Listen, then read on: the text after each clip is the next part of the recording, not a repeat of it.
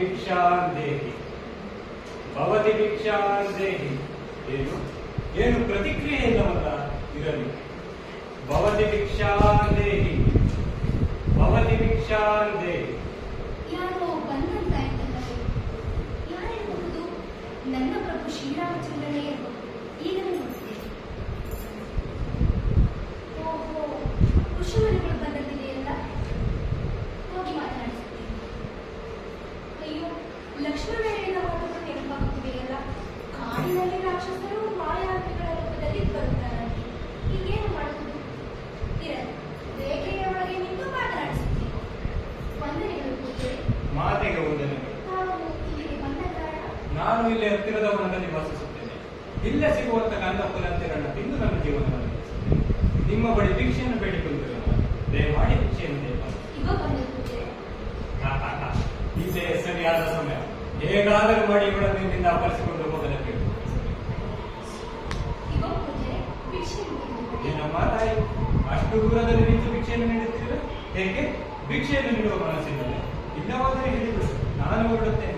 ನೀನು ಹೇಳಿದ ತಕ್ಷಣ ನನ್ನ ಒಳಗೆ ಬರಲು ನನಗೂ ಕೆಲವೊಂದು ನಿಯಮಗಳಿವೆ.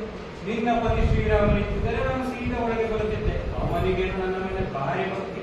ಆತರ ಮನದಿಯಾಗಿ ನೀವು ಇಷ್ಟೊಂದು ಆಸಕ್ತಿ ತೋರಿಸುತ್ತೇವೆ. ಇಷ್ಟವಿಲ್ಲದಿದ್ದರೆ ಹೇಳಿಬಿಡು, ನಾನು ಹೊರಡುತ್ತೇನೆ. ಅಯ್ಯೋ ಪೂಜೆ, ಇಲ್ಲಿ ಈ ಸಹಜ ಧರ್ಮದಿಂದ ಹಾಗೆ ಹೇಳಿದಷ್ಟೇ. ಹೊರಗೆ ಬಂದು ಭಿಕ್ಷೆಯನ್ನು ನೀಡುತ್ತೇನೆ. ಹಾಗಾದರೆ ಹೀಗೆ ಬನ್ನಿ ಮತ್ತೆ, ಹೀಗೆ ಬನ್ನಿ. ಈಗ ಈ ಜೋಡಿಗೆ ಭಿಕ್ಷೆಯನ್ನು ಮಾಡಿ. ರೇಖೆಯನ್ನು ದಾಟಿ ಬಿಟ್ಟೆ ಹಸಿದ್ದೆ. ಅಯ್ಯೋ ಕೃಷ್ಣ, ಯಾರು ನೀವು? ನಾನು ಚತುರ್ದಶಕ ಭುವನ ಭಯಂಕರನಾದ ಲಂಕೇಶ್ವರ ದಶಕಂಠ ರಾವಣ.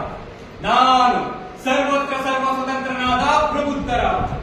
ನಿನ್ನ ರಾಮ ಜಿಂಕೆಯನ್ನು ಹುಡುಕಿಕೊಂಡು ಕಾಡಿಗೆ ಹೋದನಂದರೆ ಇನ್ನು ಇವನ ತಮ್ಮ ಲಕ್ಷ್ಮಣ ಅಣ್ಣನ ನೀತಿಯನ್ನೇ ಅನುಸರಿಸಿದ.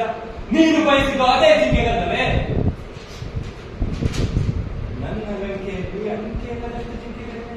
ಬರುವೆ ಆಸೆಯಿದೆ. ಛೀ, ಕೃಷ್ಣ!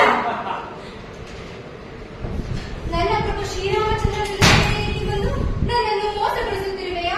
ನನ್ನ ಪ್ರಭು ಶ್ರೀರಾಮಚಂದ್ರನಿದ್ದರೆ ನೀವೆಲ್ಲ ಸುಮ್ಮನೆ ಬಿಡುತ್ತಿರಲಿಲ್ಲ. ಇಲ್ಲಿದು ರಾವಣ ಲಂಕಾಧಿಪತಿ. ಬಾಸಿದೆ ಬಾ. ಈ ಲಂಕಾಧಿಪತಿಯ ಈ ಲಂಕದ ಅರಸನ ಹೃದಯದ ಅರಸಿಯಾಗುವಂತೆ ಬಾ. ನಿನಗಾಗಿ ಲಂಕೆ ಕಾಯಿತು. ಹೋಗೋಣ ಸೀತಾ ಮಾತೆ. ಬಾಸಿದೆ ಬಾ.